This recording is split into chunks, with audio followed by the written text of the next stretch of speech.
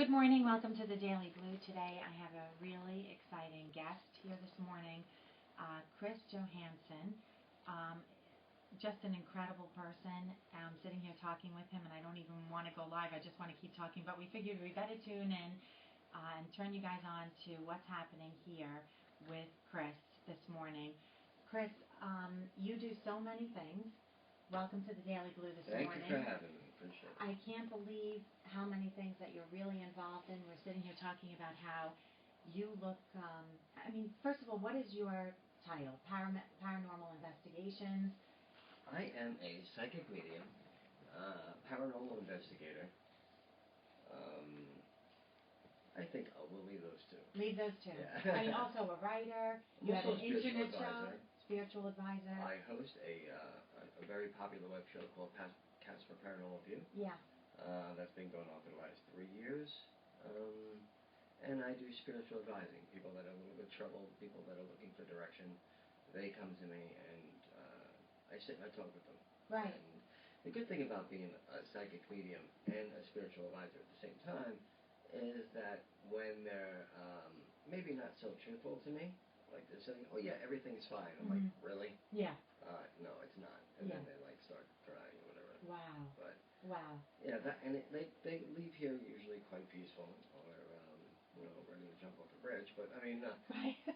sometimes I give them some of the stones to hold on to and okay. things like that, and then they come back and they say, they want this stone. They can't be without it. Right. Like smoking a pack of cigarettes. I don't leave the house without these always in my pocket. Really? Yeah. So, I have a client, Zakana, in Westbury, and he sells some stone built into your furniture or your decor, your countertops, and he really believes in the power of stone. So is that something I also do, but it's very okay. hard to put a countertop in my pocket. Right. So it's easier for me to take these stones and place them in my pocket.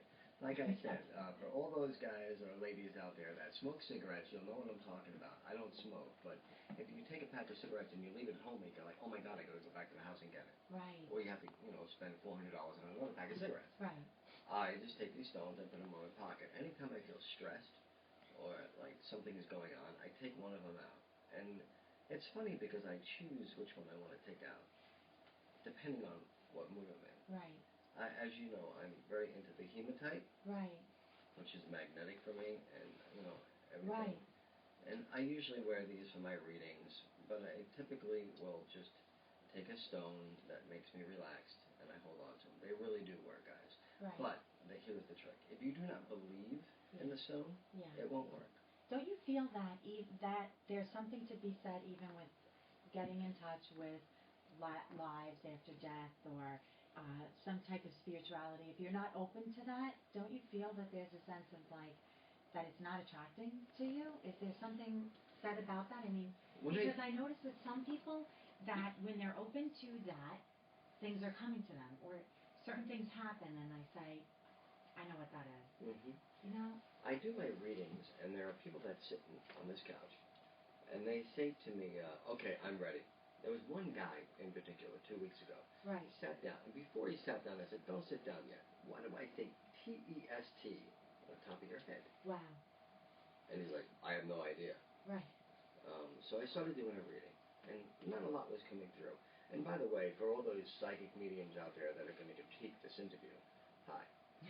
But I do ask some questions if something doesn't come through. It kind of opened the door for me. Right. And so I saw a test on top of this guy. And I told him, I said, "I'm seeing that this is a test. Is this a test?" And he's no, absolutely not. Wow. I said, "Okay, really?" So I started talking to him, and I started giving him a reading, and I said, "I really get a strong mother figure around you. Has your mother passed?" He goes, "Shouldn't you know that?" I said, "Sir, with all due respect, if you want to play that game, you can walk outside my door. Right. You can take your money back. I really don't need it because it's not about the money issue. It's about helping people." And then he became humble. Okay. And at the end of the reading, he goes, "I'm also a psychic medium." Huh.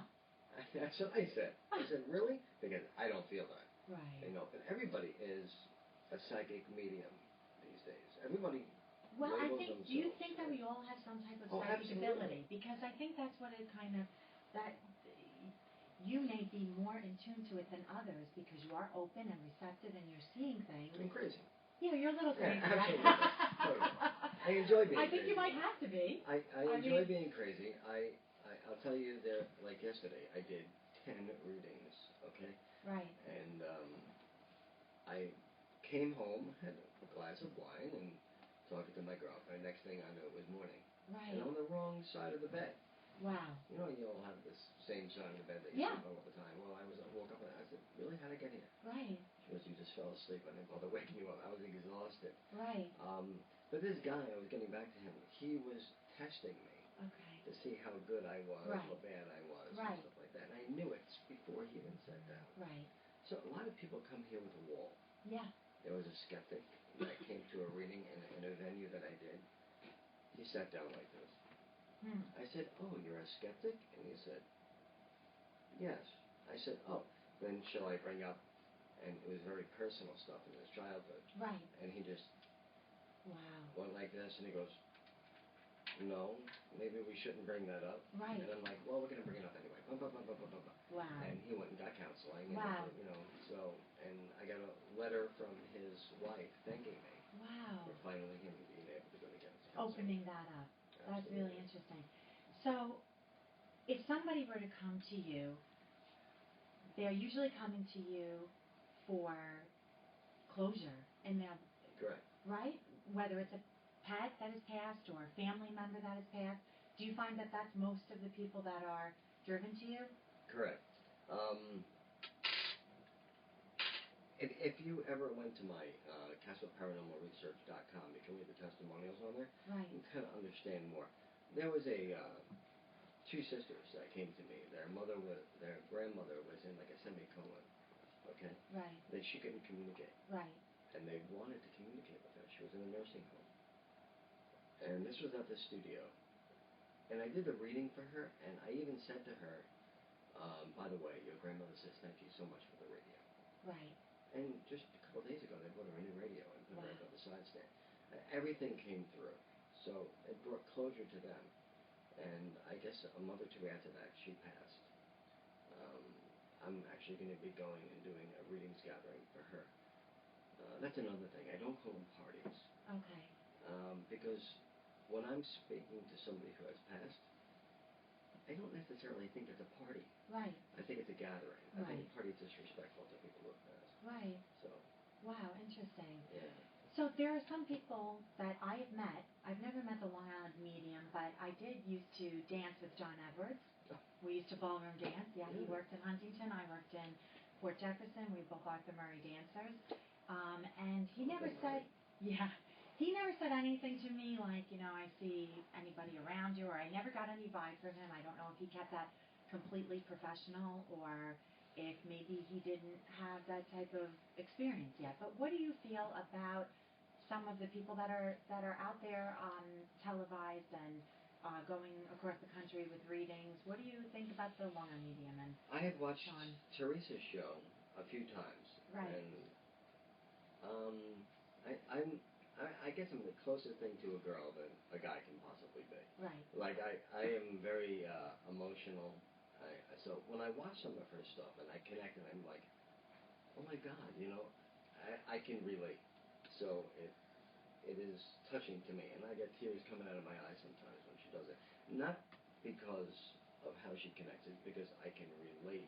I've done the same thing. Right. You know, 14-year-olds who've died in the back of a car when they were texting their mom and stuff like that I have to still crying now. Wow, yeah. But people who are about to end their lives, who just texted me today because I told them we wanted to go on a tour. They want to have me at their house in Florida. I like Teresa, although John Edwards I was fascinated with because he's very similar. If you ever watch John Edwards, when he did a reading and he connected and the people said something, he was like, oh wow, really? Right. Really? Well, right. When you read some of my testimonials or when you read my book, you're going to hear me say that. Right.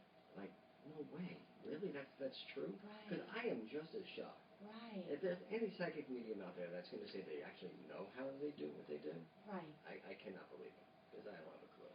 Right. It just so you really connect with John Edwards, Yes. in a professional sense. I think that Did you ever meet him? No, I did not. Would I think you like he's amazing, to? though. Okay.